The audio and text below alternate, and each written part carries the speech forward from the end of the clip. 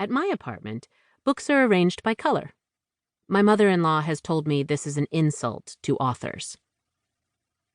I walk through a hallway hung with family photos, identically framed in black with wide ivory mats. Many document Veronica's beauty, which has evolved from dainty to dignified, as if she'd willed each feature to come into sharper focus. There is only one of her as the child it is hard to believe she ever could have been. 1947, when Veronica and her mama arrived in America. After the war, her mother's hair had grown in silvered, though by the time I knew her, she was a Maryland blonde. In the picture, you can feel the day's elation as mother and daughter begin life in a new country. There are formal portraits of Jake, our twins Jordan and Micah, and one from my wedding, taken at an angle that makes my nose look enormous. My marriage didn't kick off to the most auspicious start.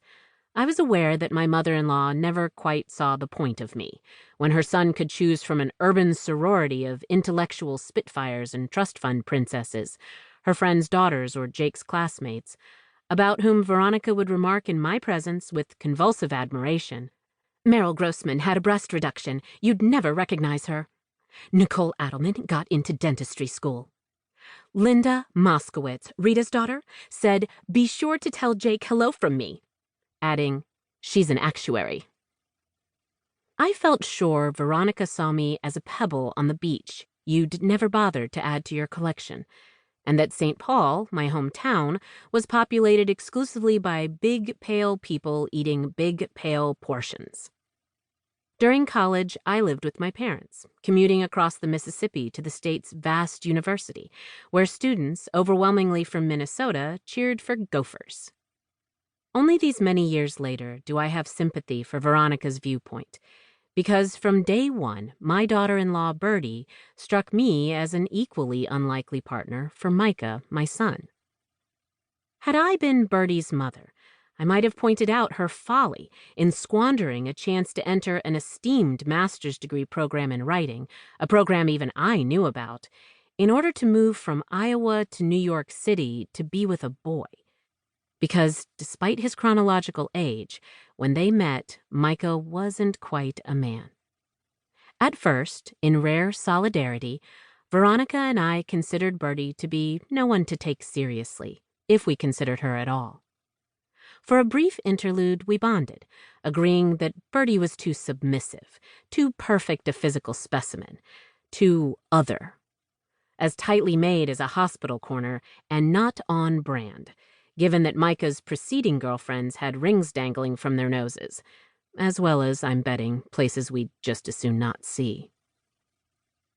Bertie is a woman who, because she is an introvert, refuses to believe she can intimidate people. Now, as I look at an image of her with Micah, I understand the spell she cast, because my daughter-in-law, more than I suspect she realizes, shimmers with the ultimate superpower, sex appeal. Soon after they met, Micah stammered that a baby was on the way. History was repeating itself, since this had been my story too, though I'm not claiming I have Bertie's ooh-la-la-ness. Micah, like my husband Jake, entered into fatherhood far too young. I imagine people must wonder if any of us ever learned the facts of life and how babies are made. Alice, my granddaughter, changed everything. I hear her now, squealing and asking, "Can I wing?" Jake and I greet her at the front door, with David a step behind. We hug and kiss in a mockery of normal, while I wonder, can Alice sniff out that something's off? Has Bertie been crying? Has Micah been shouting? "Sorry we're late," he says. "Accident on the bridge," Bertie adds, though every intuitive cell in my body tells me they got a late start because somebody had a tantrum, and it wasn't Alice. When Veronica enters the foyer, Alice hands her a picture. I am sure I am not alone in my gratitude for the distraction generated by a 3-year-old with an affection for magic markers. "Oh my, it looks just like me," Veronica says, bending low, using her apron to wipe her hands, flawlessly manicured in the pink of poached salmon. To keep listening to this audiobook, I've left you a link in the description so you can do it, at no cost thanks to Audible's 30-day free trial.